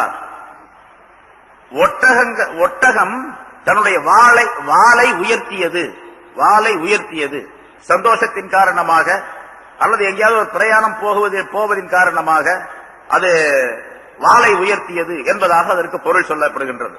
இந்த அமைப்பில அந்த காலத்தில் அந்த நேரத்தில் அந்த ஒட்டகத்தினுடைய பயணங்கள் இருந்த காரணத்தால் அதற்கு பெயர் ஷவ்வால் என்பதாக வைத்தார்கள் என்பதாக. அதற்கு அடுத்ததாக இப்ப துல்காதா. துல்காதா வந்தா என்ன பண்ணணும்? துல்காதா அந்த ஹராமாக்கப்பட்ட புனிதமான அந்த 4 மாதங்கள்ல முதல் மாதம் துல்காதா. காய்தா அப்படின்னு சொன்னா உட்கார்றது அப்படின்னு அர்த்தம். காய்தானா உட்கார்றது. அதுக்கு தொழுகையில சொல்றோமா இல்லையா? நிலை, கியாம், ருக்கு, சுஜூது, அப்புறம் இருப்பு இருக்கிறதுக்கு பேர் காதா அப்படின்னு சொல்லுவோம். காதா உட்காருது. துல்காதா அப்படின்னு சொன்னா உட்காரக்கூடியது அப்படின்னு அர்த்தம். உட்காருதல் உடையது அப்படின்னு அர்த்தம். இப்ப அந்த துல்காதா மாதம் வந்துச்சு, எல்லா ஆயுதங்கள்லாம் தூக்கி போட்டு உட்கார்ந்துருவாங்க வீட்டுல. அதனால அதுக்கு பேர் துல்காதான்னு வச்சாங்க. அதுக்கு அடுத்த மாசம் ஹஜ் செய்யக்கூடிய மாசமாக இருந்த காரணத்தினால துல் ஹிஜ்ஜா. அசல்ல துல் ஹிஜ்ஜா தான் சொல்லணும், துல் ஹஜ்ஜுன்னு சொல்றது இல்ல. ஆனா துல் ஹஜ்ஜுங்கிற பழக்கம் இருக்குது, சொல்லக்கூடிய வழக்கம் இருக்குது, எழுதக்கூடிய வழக்கம் இருக்குது. அசல் சொன்னா எப்படி சொல்லணும்னு கேட்டா துல் ஹிஜ்ஜா அப்படின்னு சொல்லணும். ஹஜ் செய்யக்கூடிய மாதம், ஹஜ் உடையது என்பதாக பொருளாகும். இந்த மாதிரி அர்த்தத்துலதான் இந்த பெயர்கள் 12 மாதங்களுக்கு பெயரிட்டார்கள் என்பதாக சொல்லப்படுகின்றது. சரி, இப்ப இங்க அல்லாஹ் தஆலா இந்த ஆண்டுக்கு வருஷத்துக்கு 12 மாதங்கள், அது அல்லாஹ் தஆலாவுடைய ஏட்டிலே அந்த 12 மாதங்களை அல்லாஹ் தஆலா நிர்ணயம் செய்திருக்கின்றான். அதிலே 4 மாதங்கள் புனிதமானவை என்பதாக அல்லாஹ் தஆலா சொல்லிவிட்டு, இந்த 12 மாதங்களுக்கு இன்னும் நிறைய விளக்கங்கள் சொல்லப்படுகின்றது. ஒவ்வொரு மாசத்துல என்ன செய்வாங்க, ஏன் அப்படி பெயர் வச்சது அப்படிங்கிறதுக்கு நிறைய விளக்கங்கள் சொல்லப்பட்டு இருக்கின்றது. அதெல்லாம் நமக்கு தேவையில்லை, இந்த அளவுக்கு போதுமானது. சொல்லிவிட்டு அல்லாஹ் தஆலா சொல்றான், மின்னா அர்மாத்தும் ஹுரும் ஸாலிக தீனுல் கையம், இதுதான் நேரிய மார்க்கம். நேரான மார்க்கம், சரியான மார்க்கம், உறுதியான மார்க்கம் என்பதாக சொல்லுகின்றார். இப்ப அரபியர்களை நீங்கள் செய்து கொண்டிருந்த அந்த வேலை ஒரு மாசத்தை இன்னொரு மாசத்துக்கு பெயர் கொடுக்கிறது, அது தவறான மார்க்கம், அது செய்யக்கூடாது. நான் சொல்றதா நேரான மார்க்கம் என்று அல்லாஹ் இங்கே குறிப்பிடுகின்றான். இப்ப இந்த நேரான மார்க்கம் உங்களுக்கு தரப்பட்டு நேரான வழிமுறைகள் மாதங்கள் எல்லாம் ஒழுங்குபடுத்தப்பட்டு உங்களுக்கு சொல்லப்பட்டு இருக்கின்றது. ஆகவே பலா தவலிமு ஃபீஹின்ன அன்ஃபுஸகும், இந்த மாதங்களிலே உங்களுக்கு நீங்களே அநியாயம் செய்து கொள்ளாதீர்கள் என்று அல்லாஹ் தஆலா குறிப்பிடுகின்றான். இந்த மாதங்களிலே இங்க ஃபீஹின்ன இவற்றிலே அப்படின்னு சொன்னா இந்த 4 மாதங்கள் இல்லையா இல்ல 12 மாதங்கள் இல்லையா? 12 மாதம் ஒரு வார்த்தை சொல்லியிருக்கான் அல்லாஹ் தஆலா முந்தி. அடுத்து 4 மாதம் புனிதமான மாசம்னு சொன்னான். பலா தலிமு ஃபீஹின்ன, இவற்றிலே நீங்கள் அநியாயம் செய்து கொள்ள வேண்டாம் என்று சொன்னால் எவற்றிலே? 4 மாதத்திலே 12 மாசத்திலேயா? 4 மாதங்களிலே அநியாயம் செய்து விட வேண்டாம் அப்படின்னு அப்படியும் அர்த்தம் வைக்கலாம். அப்படியும் சொல்லப்பட்டு இருக்கின்றது கருத்து. அது 12 மாதங்களிலே காலம் முழுவதும் என்று சொல்லப்பட்டு இருக்கின்றது. பொதுவாகவே எல்லா காலங்களிலும் அநியாயம் செய்யக்கூடாது, எல்லா காலங்களிலும் அநியாயம் செய்யக்கூடாது. இந்த 12 மாதங்களே புனிதமான மாதங்கள் என்ற 4 மாதங்களை அல்லாஹ் தஆலா தேர்ந்தெடுத்து கொடுத்திருப்பதின் காரணமாக இந்த மாதங்களில் ரொம்ப ஜாக்கிரதையாக இருந்து கொள்ளுங்கள் என்பதும் கருத்தாகும். மக்காவை பற்றி அல்லாஹ் தஆலா சொல்லும் பொழுது வலில்லாஹி அலன்னாஸி ஹஜ்ஜுல் பைத்தி மன் இஸ்ததா இலைஹி சபீலா ஃபமன் ஃபரல ஃபீஹன்னல் ஹஜ்ஜ ஃபலா ரஃபஸ வலா ஃபுசூக வலா ஜிதால ஃபில் ஹஜ், எவர் ஒருவர் அந்த மாதங்களிலே தன் மீது ஹஜ்ஜை கடமையாக்கிக் கொள்ளுகின்றாரோ அவர் பலா ரஃபஸ, உடல் உறவு கொள்ளக்கூடாது. கணவன் மனைவியாக சேர்ந்து ஹஜ்ஜுக்கு செல்லும் பொழுது உடல் உறவு கொள்ளுவது எஹராம் கட்டி இருக்கக்கூடிய நேரங்களிலே ஹராமாகும். கணவன் மனைவி தான், ஆனா அந்த நேரத்தில் ஹலாலா இருக்கக்கூடியது அல்லாஹ் தஆலா ஹராமாக்கி வைக்கிறான். வலா ஃபுசூக, பாவங்கள் செய்வதும் கூடாது. வலா ஜிதால, தர்க்கங்கள் சண்டை சச்சரவுகள் செய்வதும் கூடாது என்று அல்லாஹ் தஆலா சொல்லுகின்றார். அப்ப ஹஜ்ஜுக்காக வேண்டி நீங்கள் சென்ற நேரத்திலே அங்கே ஹரம் ஷரீஃபிலே அந்த எல்லையிலே புனிதமான அந்த இடத்திலே நீங்க இந்த விஷயங்களை எல்லாம் செய்யக்கூடாது அப்படிங்க. அப்ப ஊருக்கு வந்தவங்க சிந்திக்கலாமா? ஊருக்கு வந்த பிறகு சண்டை சச்சரவுகள் செய்யலாமா? பாவங்கள் செய்யலாமா அப்படின்னு கேட்டா, பாவங்கள் சண்டை சச்சரவுகள் வீண் விஷயங்கள் எதையும் எங்கேயும் செய்யக்கூடாதுதான். ஆனா குறிப்பாக நீங்கள் இதை நன்றாக கவனத்தில் வைத்துக் கொள்ள வேண்டும். அந்த இடத்திற்கு செல்லும் போது அது கவனமாக இருக்க வேண்டும். அதுல இங்கே சில நேரங்களில் ஏதாவது கவனக்குறைவின் காரணமாக, மனோ இச்சையின் காரணமாக, சைத்தானின் காரணமாக, மக்களுடைய தூண்டுதலின் காரணமாக, ஏதாவது பிரச்சனையின் காரணமாக பாவங்களையோ சண்டை சச்சரவுகளையோ செய்யக்கூடிய சூழ்நிலை இங்க இருக்கும்போது ஏற்பட்டுடலாம். ஆனா அங்க போகும்போது அந்த மாதிரி கூட ஏற்படக்கூடாது. எந்த நேரத்திலும், எந்த காலத்திலும், எந்த நிமிஷத்திலும், எந்த விஷயத்திற்காக வேண்டியும் சண்டை சச்சரவுகள் செய்யக்கூடாது என்பதை அல்லாஹ் தஆலா குறிப்பிடுகின்றன. அதே போல இங்க 4 மாசங்கள் புனிதமானவை, அதிலே நீங்க அநியாயம் செய்யக்கூடாது அப்படின்னு சொன்னா 4 மாசம் அல்லாத மாசங்கள்ல செஞ்சுக்கலாம் அப்படிங்கிற அர்த்தம் அல்ல. 4 மாதங்களிலே சண்டை சச்சரவுகள் செய்யாமல் உங்களை நீங்கள் தற்காத்துக் கொண்டால் மீதி உள்ள மாதங்களிலும் நீங்கள் சண்டை சச்சரவுகள் செய்யாமல் இருப்பதற்கும் அநியாயம் செய்யாமல் இருப்பதற்கும் வழி பிறக்கும் என்பதை அல்லாஹ் தஆலா குறிப்பிடுகின்றார். அல்லது அந்த 12 மாதங்கள் அப்படின்னு அல்லாஹ் சொன்னான், இஸ்னா அஷ்ர ஷஹரன் அப்படின்னு சொல்லிட்டு அந்த 12 மாதங்களிலே நீங்கள் அநியாயம் செய்து கொள்ள வேண்டாம் என்று வைத்துக் கொண்டால் பொதுவாக காலம் முழுவதுமே நீங்கள் அநியாயம் செய்யக்கூடாது. இன்னொரு கருத்தையும் அல்லாஹ் தஆலா தெரியப்படுத்துகின்றான். காலம் என்பது அல்லாஹ்வினால் படைக்கப்பட்டது. காலம் அல்லாஹ்வினால் படைக்கப்பட்டது. அந்த காலத்தை தவறாக பயன்படுத்தும் பொழுது மனிதன் மிகப்பெரிய நஷ்டத்திற்குள்ளானவனாக ஆகிவிடுகின்றான். அதான் அல்லாஹ் தஆலா வல் அஸ்ரி, காலத்தின் மீது சத்தியமாக, இன்னல் இன்சான லஃபீ ஹுஸ்ர், மனித இனம் நஷ்டத்தில் இருக்கின்றது என்பதாக அல்லாஹ் குறிப்பிடுகின்றான். நஷ்டத்திற்கு காரணத்தை முந்தைய அல்லாஹ் தஆலா சத்தியமிட்டு சொல்லுகின்றான். காலத்தை சரியாக பயன்படுத்தாததன் காரணமாக மனித இனம் அனைத்துமே நஷ்டத்தில் இருக்கின்றார்கள் என்பதாக அல்லாஹ் குறிப்பிடுகின்றான். அதே போல இங்கே பலா தௌலிமு ஃபீஹின்ன அன்ஃபுஸகும், அந்த மாதங்களிலே உங்களுக்கு நீங்களே அநியாயம் செய்து கொள்ள வேண்டாம் என்று அல்லாஹ் தஆலா சொல்லுவது, காலம் அல்லாஹ்வினால் கொடுக்கப்பட்டது. அல்லாஹ்வினால் வெகுமதியாக கொடுக்கப்பட்ட அந்த காலத்தை நீங்கள் சரியாக பயன்படுத்தாவிட்டால் அநியாயக்காரர்களாக ஆகிவிடுவீர்கள். ஒவ்வொரு நிமிஷத்திற்கும் ஒவ்வொரு வினாடிக்கும் கேள்வி உண்டு. இந்த நேரம் எப்படி கழிந்தது, எப்படி நீ கழித்தாய் என்று அல்லாஹ் தஆலா கேட்பான். எப்படி கழித்தாய்? பாவத்திலேயா நன்மையிலேயா அல்லது வீணாகவா? பாவம் இல்ல நன்மை இல்ல, சும்மா படுத்துக்கிட்டு அப்படியே உட்கார்ந்து இருக்கார், சும்மாவே படுத்துட்டு இருக்கார், சும்மா உட்கார்ந்து இருக்கிறார், சும்மா யோசனை பண்ணிட்டு அப்படியே உட்கார்ந்து இருக்கிறார், எதையாவது மனசுல யோசனை நினைச்சுக்கிட்டு உட்கார்ந்துட்டு இருக்கிறார், அப்படி எதையாவது வாயில முணுமுணுத்துக்கிட்டே உட்கார்ந்து இருக்கிறார். அது நல்லதா கெட்டதா அப்படிங்கறதெல்லாம் அல்லாஹ்வுக்கு தெரியும். அதனால எந்த நேரமாக இருந்தாலும் சரி அந்த நேரத்தை பயனுள்ளதாக ஆக்கிக் கொள்ள வேண்டும். சும்மா உட்கார்ந்து இருந்தாரு, அதுக்கு ரசூலுல்லாஹி ஸல்லல்லாஹு அலைஹி வஸல்லம் எல்லா நேரங்களிலும் நீங்கள் அல்லாஹ்னு சொல்லிட்டு இருங்க அப்படிங்கிறாங்க. எல்லா நேரங்களிலும் அல்லாஹ்னு சொல்லு. நேற்று ஒரு விஷயம் படிச்ச, ரொம்ப அற்புதமானது. இன்னும் எவ்வளவோ மனிதன் தெரிந்து கொள்ள கற்றது கையளவு அப்படின்னு சொல்லுவாங்க பாருங்க. அதுக்கு நிறைய உதாரணங்கள் காலம் பூரா ஏற்பட்டுக்கிட்டே இருக்கும். அமல் செய்வதற்காக ரசூலுல்லாஹி ஸல்லல்லாஹு அலைஹி வஸல்லம் எவ்வளவு பெரிய விஷயங்களை சொல்லி கொடுத்திருக்காங்க. ஸல்லல்லாஹு அலைஹி வஸல்லம் சொல்றாங்க, அது சஹாபாக்கள் அறிவிக்கின்றார்கள். ஹதீஸ் வருகின்றது, ரசூலுல்லாஹி ஸல்லல்லாஹு அலைஹி வஸல்லம் வெளியே போகும்போது, அதாவது போருக்கு போகும்பொழுது, நாங்கள் மேட்டிலே ஏறினால் அல்லாஹு அக்பர் என்று சொல்லுவோம், தக்பீர் சொல்லுவோம். பள்ளத்திலே இறங்கினால் அல்லாஹ்வை தஸ்பீஹ் செய்வோம் என்பதாக சொல்லுகின்றார்கள். மேட்டில ஏறினா அல்லாஹு அக்பர் சொல்லும், பள்ளத்துல இறங்கினா சுப்ஹானல்லாஹ் சுப்ஹானல்லாஹ்னு சொல்லிட்டு இறங்க. அது ஏன் மேட்டில ஏறினா, மேட்டில ஏறும்போது சுப்ஹானல்லாஹ் சொல்லக்கூடாதா? அப்படின்னா சொல்லலாம். ஆனா ரசூலுல்லாஹி ஸல்லல்லாஹு அலைஹி வஸல்லம் சொன்னதுல ஏதாச்சும் ஒரு கருத்து இருக்கு. அப்படி சொல்லுங்க அப்படின்னு சொல்லியிருக்காங்க. அதனால மேட்டில ஏறும்போது அல்லாஹு அக்பர் அல்லாஹு அக்பர்னு சொல்லுவோம், பள்ளத்துல கொஞ்சம் இறக்கமா இருக்கும்போது சுப்ஹானல்லாஹ் சுப்ஹானல்லாஹ்னு சொல்லிட்டு இறங்குவோம். காரணங்கள்லாம் நமக்கு தெரியாது. ஆனா எல்லாமே தக்பீர் தான், எல்லாமே அல்லாஹ்வை புகழ்றதா, திக்ர் தான். இங்க இன்னொரு கருத்து, இப்ப நம்ம நடந்து போறோம், மேடு வருது, அல்லாஹ் அக்பர் அல்லாஹ் அக்பர்னு சொல்லிட்டே இருக்கணும். அது எதுல போனாலும் சரி, நீங்க நடந்து போனாலும் சரி, சைக்கிள்ல போனாலும் சரி, 2 வீலர் போனாலும் 3 வீலர் போனாலும் சரி, எதுல போனாலும் கார்ல போனாலும் சரி, அல்லாஹ் அக்பர் சொல்லணும். பள்ளமா இருந்துச்சு அப்படின்னு சொன்னா சுப்ஹானல்லாஹ் சுப்ஹானல்லாஹ்னு சொல்லணும். அதே போல ஞானவான்கள் உலமாக்கள் சொல்லுகின்ற இந்த சுன்னத்தை எல்லா நேரங்களிலும் நீங்கள் கடைபிடிக்கலாம் அப்படின்னு சொல்லிட்டு, ஒரு ஞானவான், ஒரு பெரிய முஹத்திஸ், பெரும் மனிதர் ஒருவர் சொல்லுகின்றார், நீங்க ஒவ்வொரு நாளும் ஏறுறீங்க இறங்குறீங்க, உங்க வீட்டுக்கு படியில மாடியில இருக்குது வீடு, ஏறுறீங்க இறங்குறீங்க, நீங்க ஏறும்போது அல்லாஹ் அக்பர் சொல்லுங்க. அங்க என்ன இருக்குது ஹதீஸ்ல, இதா சாயிதுனா, நாங்கள் ஏறினால், மேட்டிலே ஏறினால் அல்லாஹ் அக்பர்னு சொல்லுவோம், பள்ளத்துல இறங்கினால் சுப்ஹானல்லாஹ்னு சொல்லுவோம். இறங்கினால் அப்படின்னு இருக்குது. நீங்க பாடிப்படி ஏறும்பொழுது அல்லாஹ் அக்பர்னு சொல்லிட்டு ஏறுங்க, இறங்கும்போது சுப்ஹானல்லாஹ் சுப்ஹானல்லாஹ்னு சொல்லிட்டு இறங்குங்க. ஏறும்போது சுன்னத்தை நிறைவேற்றுகின்றீர்கள், இறங்கும்போது சுன்னத்தை நிறைவேற்றுகின்றீர்கள், அல்லாஹ்வுடைய திக்ருடன் போகின்றீர்கள், அல்லாஹ்வுடைய திக்ருடன் வருகின்றீர்கள் அப்படின்னு சொல்றாங்க. எவ்வளவு அற்புதமான விளக்கம். மனிதர்கள் இதெல்லாம் செஞ்சுட்டாங்க அப்படின்னு சொன்னா பிரச்சனையே இல்லை. ஏன்னா அல்லாஹ்வுடைய நினைவு, அல்லாஹ்வுடைய திக்ர் எல்லா நேரங்களிலும் இருக்கும்போது அல்லாஹ்வுடைய உதவி, அவருடைய நுஸ்ரத், அவருடைய ரஹமத், அவருடைய பரக்கத்து மனிதர்களுக்கு, மனித சமுதாயத்துக்கு கிடைச்சிக்கிட்டே இருக்கு. அதனால நம்ம அடிக்கடி சொல்றது, சுன்னத்தான விஷயங்களை எந்த அளவுக்கு நாம் மனப்பூர்வமாக கடைபிடிக்கின்றோமோ, விரும்பி கடைபிடிக்கின்றோமோ, மன மகிழ்ச்சியோடு அதை செய்கின்றோமோ, அந்த அளவுக்கு அல்லாஹ் தஆலாவுடைய ரஹ்மத், அல்லாஹ் தஆலாவுடைய பரக்கத், அவனுடைய நியாமத், அவனுடைய நுஸ்ரத் மிக அதிகமாக வந்து கொண்டே இருக்கு. மனிதர்களுக்கு மத்தியில் நிறைய அது விடப்பட்டதுங்க. 199 பேர் இடத்துல சுன்னத்து கிடையாது. சுன்னத்து கிடையாதுன்னா சுன்னத்தான செயல்பாடுகள் கிடையாது. அதன் காரணமாக அதாபுகள் வருகின்றன, மறைமுகமான அதாபுகள். மனிதர்களின் மூலமாக இருக்கக்கூடிய பிரச்சனைகளின் காரணமாக, பல்வேறு விதமான சூழ்நிலைகளின் காரணமாக மனிதர்களுக்கு, முஸ்லிம்களுக்கு பிரச்சனைகள் ஏற்படுகின்றன.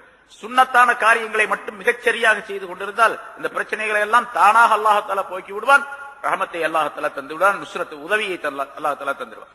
திருப்பிங்க என்ன சொல்றோம், இந்த மாதங்களிலே நீங்கள் அநியாயம் செய்யாதீர்கள் என்று சொல்லும் பொழுது காலத்தை அல்லாஹ் தஆலா மிகப்பெரிய வெகுமதியாக தந்திருக்கின்றான் இல்லையா? சாதாரணமாக சொல்லுவாங்க, காலம் பொன் போன்றது, கடமை கண் போன்றது அப்படின்னு. காலம் பொன் போன்றதெல்லாம் கிடையாது. அதனால ஒருத்தர் சொன்னார், பொன்னும் பொருளும் போய்விட்டால் பெறுவோம் திரும்ப முயற்சித்தால். ஒரு கவிஞர் சொல்றார், பொன்னும் பொருளும் போய்விட்டால் பெறுவோம் திரும்ப முயற்சித்தால், என்னும் காலம் கடந்திட்டால் எப்படி பெறுவோம் சொல் தம்பி அப்படின்னு படிக்கிறார்.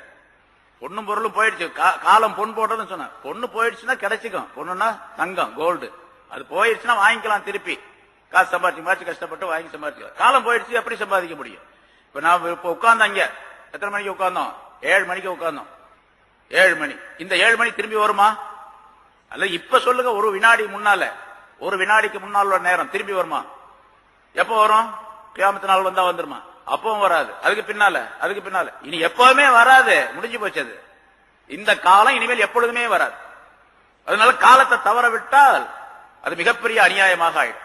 காலத்தை தவறக்கூடாது. அதனால பலா தவ்லிமு ஃபீஹின்ன அன்ஃபுஸகும், அந்த காலங்களிலே, இந்த மாதங்களிலே உங்களுக்கு நீங்களே அநியாயம் செய்து கொள்ள வேண்டாம். வீணா சும்மா உட்கார்ந்து இருக்கிறது, வீண் கதை பேசுறது, வீணா அரட்டை அடிக்கிறது, வீணா பேசுறது, பாவங்களை செய்யறது. நான் பாவங்கள்லாம் செய்யலங்க, சும்மா தான் உட்கார்ந்து. சும்மா உட்கார்ந்துறதும் குற்றதான். சும்மாவும் உட்காரக்கூடாது, ஏதாவது செஞ்சுக்கிட்டு இருக்கணும், ஏதாச்சும் ஒண்ணு செய்யணும். ஒருத்தர் ஹஜ்ஜில ஒரு டாக்டர் என் கூட இருந்தார். எதையாச்சும் செஞ்சுக்கிட்டே இருப்பாரு, ஏதாச்சும் ஓதிட்டு இருப்பாரு, இல்ல தஸ்பீ ஓதிட்டு இருப்பாரு, தொழுகிட்டு இருப்பாரு, அல்லது மருந்து சீட்டை எடுத்து பார்த்துட்டு இருப்பாரு, அல்லது புத்தகம் படிச்சுட்டு இருப்பாரு. என்ன எப்ப பார்த்தாலும் படிச்சுக்கிட்டே இருக்கீங்க அப்படின்னு கேட்டார். அம்மா ஏதாச்சும் ஒண்ணு செய்யணும், இல்ல சும்மா இருந்து என்ன பண்றது அப்படிம்பாரு. ஏதாச்சும் படிக்கணும், ஏதாச்சும் பார்க்கணும், ஏதாச்சும் பேசணும், ஏதாச்சும் நல்லது சொல்லணும், இல்லாட்டி தூங்கணும் அப்படிம்பாரு அவர். எல்லாரும் செய்யுங்க, ஏதாச்சும் நல்லது செய்யுங்க, இல்லாட்டி தூங்கு. தூங்கினா ஒன்னும் பிரச்சனை இல்லை அப்படிம்பாரு. அது மாதிரி ஏதாச்சும் ஒண்ணு செஞ்சுக்கிட்டு இருக்கணும். அந்த செய்யறது நல்லதா இருக்கு, நன்மை பயக்கக்கூடியதாக இருக்கணும் அப்படிங்கறது அல்லாஹ்தாலா இந்த வாசகத்தின் மூலமாக தெரியப்படுத்துகின்றான். சரி, வகாத்திலுல் முஷ்ரிகீன காஃபா. அடுத்து அல்லாஹ்தாலா ஒரு சட்டத்தை சொல்லுகின்றான். மாதங்கள் அப்படின்னு புனிதமான மாதங்கள்ல பாவங்களை செய்யாதீர்கள் அப்படிங்கிற அர்த்தமல்ல முதல்ல சொன்னா. புனிதமான மாதங்கள் அப்படின்னு சொல்லும்போது பாவங்கள் செய்யும் பொழுது அதற்குரிய தண்டனைகளும் பல மடங்கு ஏற்படும். அதனால அந்த கருத்தும் உண்டு. அதனால்தான் அல்லாஹ்தாலா குர்ஆன்ல சொல்லுகின்றான், ரசூலுல்லாஹி ஸல்லல்லாஹு அலைஹி வஸல்லம் அவருடைய மனைவியர்களுக்கு அல்லாஹ்தாலா சொல்லுவது, யா நிசா அன் நபி, நபியுடைய மனைவியர்களே, உங்களிலிருந்து யாராவது ஒரு பாவத்தை செய்தால், ஒரு குற்றத்தை செய்துவிட்டால் உங்களுக்கு மற்றவர்களை விட இரட்டிப்பான தண்டனை கொடுக்கப்படும் அப்படின்னு அல்லாஹ்தாலா சொல்றான். பாவத்தை செஞ்சுட்டா சலுகை எல்லாம் கிடையாது. இப்ப நம்ம என்ன விளங்கி வச்சிருக்கிறோம், அந்தஸ்துல உயர்வான ஆளு, மந்திரி, கவர்னரு அல்லது பிரதம மந்திரி, இப்படி யாராவது ஒரு பெரிய மனிதருடைய குழந்தைகள் தப்பு செஞ்சிருச்சுன்னு சொன்னா, அது அவர் மந்திரியுடைய பிள்ளைங்க விட்டுருங்க பரவாயில்ல அப்படின்னு சொல்றோம். அல்லாஹ் என்ன சொல்றான், மந்திரியுடைய பிள்ளை இருந்தா 2 மடங்கு தண்டனை. ஏன்னு கேட்டா அவன் இன்னும் சாதாரண மனிதனை விட அதிகமாக அந்த குற்றத்தை செய்யாமல் இருப்பதற்கு பொறுப்பேற்றுக் கொண்டவன் அவன். அதனால பாருங்க, ரசூலுல்லாஹி ஸல்லல்லாஹு அலைஹி வஸல்லம் மனைவியர்கள், நீங்க அல்லாஹ் தஆலா யா நிசா அன் நபியி, நபியுடைய மனைவியர்களே, உங்களிலிருந்து யாராவது ஒருவர் தவறான காரியத்தை, அருவருக்கத்தக்க அந்த செயலை ஒருவர் செய்வாரேயானால், உங்களிலே ஒருவர் செய்து விட்டால் அவருக்கு 2 மடங்கு தண்டனை வழங்கப்படும், அல்லாஹ் தஆலா தண்டனை கொடுப்பான் என்று சொல்லுகின்றான். இது பாருங்க, அவருடைய அந்தஸ்து உயர்ந்ததின் காரணமா. ரசூலுல்லாஹி ஸல்லல்லாஹு அலைஹி வஸல்லம் மனைவியர்கள் எப்படிப்பட்டவர்கள்? உம்மஹாத்துல் மூமினீன், மூமின்களுக்கெல்லாம், உலகத்தில் உள்ள மூமின்களுக்கெல்லாம் தாய். உலகத்துல யாருக்குமே அந்த அந்தஸ்து கிடையாது. உலகத்துல எந்த பெண்ணுக்கும் அவ்வளவு அந்தஸ்து கிடையாது. அவ்வளவு பெரிய உயர்வான அந்தஸ்து ரசூலுல்லாஹி ஸல்லல்லாஹு அலைஹி வஸல்லம் மனைவியர்களுக்கு அல்லாஹ் தஆலா கொடுத்திருக்கிறான். நபி அவர்கள் இறந்த பின்னாலே யாரையும் கல்யாணம் செய்யக்கூடாது. ஏன்னா தாயை கல்யாணம் செய்யலாமா?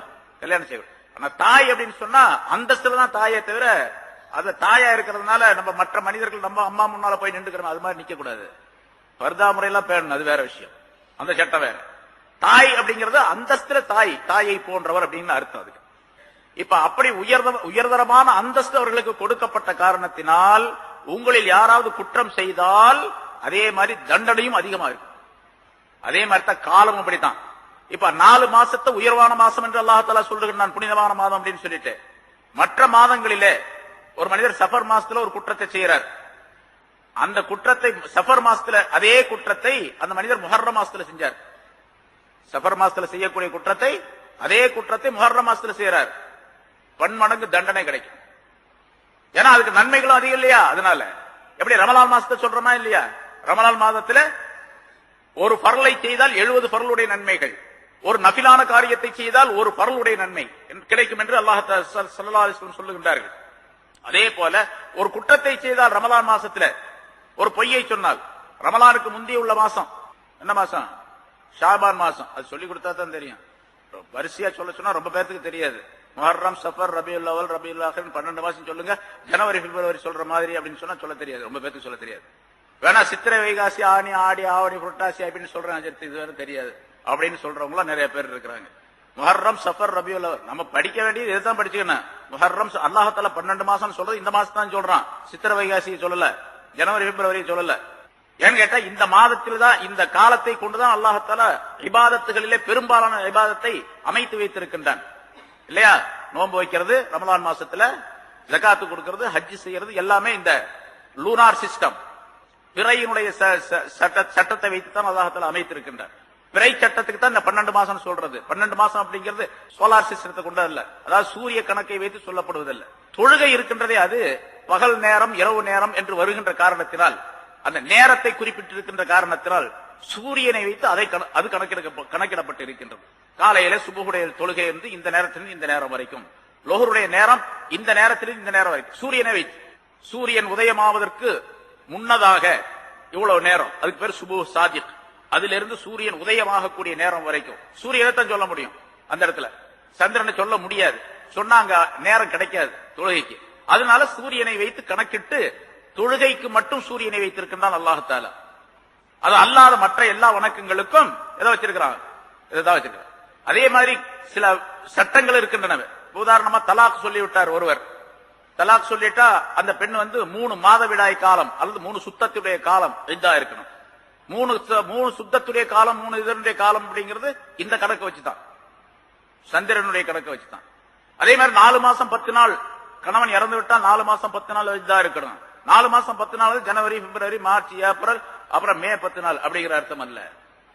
அவங்க எந்த காலத்துல பிறை கணக்குல எந்த மாதத்துல அவங்க எதா இருக்க ஆரம்பிச்சாங்களோ அதுல இருந்து 4 மாசம் 10 நாள் அப்படின்னு அர்த்தம். அதனால பிறை கணக்கு தான் ஏராளமான செயல்பாடுகளுக்கு அமல்களுக்கு வழியாக ஆக்கப்பட்டு இருக்கின்றது, அளவாக ஆக்கப்பட்டு இருக்கின்றது. அதனால அந்த கணக்கு வைக்கணும். அந்த காலம் புனிதமாக இருக்கின்ற காரணத்தினால் அதுல தீமைகளை செய்யும் பொழுது அதுவும் பன்மடங்காக ஆகும். ரமலானுக்கு முந்தி மாசம் ஷாபான் மாசம், ஷாபான் மாசத்துல ஒருத்தர் ஒரு பொய் சொல்றாரு, ஷாபான் 30 அன்னைக்கு பொய் சொல்றாரு. ரமலான் பிறந்துருச்சு, ரமலான் ஒன்னாயிடுச்சு. அதே பொய்ய மறுநாள் சொன்னாருன்னா கடுமையான குற்றம், முத நாள் சொன்னார்னா எவ்வளவு குற்றமோ அது போல 10 மடங்கு இல்ல 70 மடங்கு அப்படின்னு கூட வைக்கலாம். ஏன்னா 70 மடங்கு நன்மை கிடைக்கும்னு சொல்றாங்க இல்லையா ரசூலுல்லாஹி ஸல்லல்லாஹு அலைஹி வஸல்லம். அப்ப 70 மடங்கு தண்டனை கிடைக்குமா இல்லையா? ஒரு பொய்ய ஷாபான் 30 அன்னைக்கு செஞ்சாரு, நாளைக்கு ரமலான் வச்சுங்க, இன்னைக்கு முடிஞ்சிருது ஷாபான் மாசம், இன்னைக்கு ஒரு பொய் சொன்னார், அப்பவும் குற்றம் தான். இதே பொய்ய நாளைக்கு சொன்னாரு திரும்ப, எவ்வளவு பேர் கவனிக்கிறாங்க இத, எவ்வளவு பேர் அதை கவனத்தில் கொண்டு அந்த நாளை செயல்படுத்துறாங்க நாள்ல அப்படிங்கறத நம்ம கவனிக்கணும். பாப்பா இருக்கா, அப்பா வீட்டுல இல்லங்க, அவர் உள்ள இருப்பாரு, இல்லங்கன்னு சொல்லி போய் சொல்றான். இதே பொய்ய நாளைக்கு வந்தான், அவன் கணம் கேட்கிறவன் நாளைக்கு வந்தான், பாப்பா இருக்கிறாரா, இல்லங்க, நேத்து அப்படித்தான் சொன்னா இன்னைக்கு அப்படித்தான் சொல்றான். ஆனா நேத்து சொன்னதுக்கு வேற சட்டம், இன்னைக்கு சொன்னதுக்கு வேற சட்டம். ரமலான் மாசம் வந்துச்சுன்னா, இப்ப ரமலான் இருக்கக்கூடிய மாதங்களிலே மிக உயர்ந்த மாதம் ரமலான் மாதம். இந்த 12 மாதங்களிலேயே மிக உயர்ந்த மாதம் ரமலான் மாதம். அதிலே ஒரு வரிசை கிரமத்தை ஏற்படுத்தி சொல்லி காட்டுகின்றார்கள். 12 மாதங்களே மிக உயர்ந்த மாதம் ரமலான் மாதம். அதனால அதிகமான நன்மைகள் 70 மடங்கு கிடைக்குது அப்படிங்கிறாங்க. அதே மாதிரி 70 மடங்கு தண்டனையும் கிடைக்கும் பாவங்கள் செய்தார். ரமலான் மாசத்துக்கு அடுத்ததாக எந்த மாசம் கேட்டா ரபியுல் அவ்வல் மாதம் தான் 2வது தரஜாவில் உள்ளது. ஏன்னு கேட்டா அதுலதான் ரசூலுல்லாஹி ஸல்லல்லாஹு அலைஹி வஸல்லம் அவர்கள் பிறந்தார்கள் என்ற காரணத்தினால். இன்னும் சில பேர் இடத்துல ரபியுல் அவ்வல் உயர்ந்தது அப்படின்னு வேற சொல்லுவாங்க. ஆனா அப்படி இல்ல, குர்ஆன் ஹதீஸுடைய அமைப்பு படி நாம பார்க்கும் பொழுது ரமலான் மாதம் உயர்வானது, அதற்கு அடுத்தது ரபியுல் அவ்வல். 3வது மாசம், 3வது அதற்கு அடுத்த தரஜாவில் உள்ளது ரஜப் மாதம். ஏன்னா ரஜப்ல ரசூலுல்லாஹி ஸல்லல்லாஹு அலைஹி வஸல்லம் நிறைய விஷயங்களை சொல்லி காட்டுகின்றார்கள். அதாவது ரஜபு ஷாபான் இந்த ரெண்டை பற்றி சொல்லும் பொழுது அல்லாஹும்ம பாரிக் லனா ஃபீ ரஜப வ ஷாபான், யா அல்லாஹ் எங்களுக்கு ரஜபிலும் ஷாபானிலும் பரக்கத்து செய்வாயாக என்ற அந்த ஹதீஸிலே அந்த துஆவை செய்ய சொல்லும் பொழுது முதல்ல ரஜப சொல்றாங்க, 2வது ஷாபான் சொல்றாங்க. வரிசைக்கிரமா அப்படித்தான் வருது. இருந்தாலும் கூட முதல்ல ரஜப், 2வது ஷாபான். அதனால ரஜப் மாசம் அதுக்கு அடுத்தது 3வது தரஜால உள்ளது. 4வது தரஜா ஷாபான். ஷாபான் ஏன் 4வது தரஜால வருது? ரசூலுல்லாஹி ஸல்லல்லாஹு அலைஹி வஸல்லம் அவர்கள் சொல்லுகின்றார்கள், ஏன்னா ரஜப பத்தி நிறைய விளக்கங்கள் நிறைய விஷயங்கள் சொல்லப்பட்டிருந்தால் ரஜப் 3வது தரஜா. 4வது தரஜா ரசூலுல்லாஹி ஸல்லல்லாஹு அலைஹி வஸல்லம் அவர்கள் சொல்லுகின்றார்கள் ஒரு ஹதீஸ்ல, ரஜபு அல்லாஹ்வுடைய மாதம், ஷாபான் என்னுடைய மாதம், ரமலான் என்னுடைய உம்மத்தினுடைய மாதம் அப்படின்னு சொல்றாங்க. ரஜபு ஷஹருல்லா அல்லாஹ்வுடைய மாதம், ஷாபான் ஷஹரி என்னுடைய மாதம், ரமலான் ஷஹரு உம்மத்தி என்னுடைய உம்மத்தினர் மாதம். அப்படின்னா என்ன அர்த்தம் கேட்டா, அல்லாஹ்வுடைய மாதம் சொன்னா அல்லாஹ் எப்படி உயர்வானவனாக இருக்கின்றான் அது போன்று உயர்வானதாக ரஜப் இருக்கின்றது என்று பொருள், அப்படியே அர்த்தம். அல்லது ரஜப மாதத்திலே ஒரு மனிதன் நல்ல அமல்களை அதிகமாக செய்யும் பொழுது அல்லாஹ்தாலா தயாள குணமுள்ளவனாக இருக்கின்றான், அவன் மன்னித்து விடுவான், எல்லா பாவங்களையும் மன்னித்து இவர் செய்யக்கூடிய நன்மைகளுக்கெல்லாம் மிக அதிகமான பலன்களை கொடுக்கக்கூடியவனாக இருக்கின்றான். அதனால ரஜப் உயர்ந்தது அப்படின்னு சொல்லப்பட்டிருக்கு.